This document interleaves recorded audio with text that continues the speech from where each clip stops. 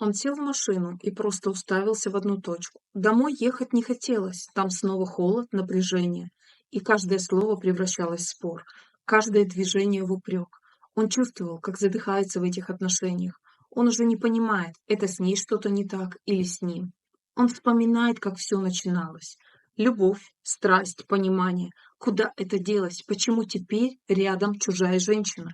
Почему снова и снова одно и то же? Но правда в том, что это не про нее. Это сценарий, который он проживает всю жизнь. Он не выбирал его осознанно, но он может его изменить. Гипнотерапия помогает разорвать этот круг. Ты понимаешь, почему все идет так, как идет? Ты меняешь восприятие, и реальность меняется вместе с тобой. Продолжать страдать или взять свою жизнь в руки? Выбор за тобой. Запишись на консультацию и начни новую главу своей жизни уже сегодня.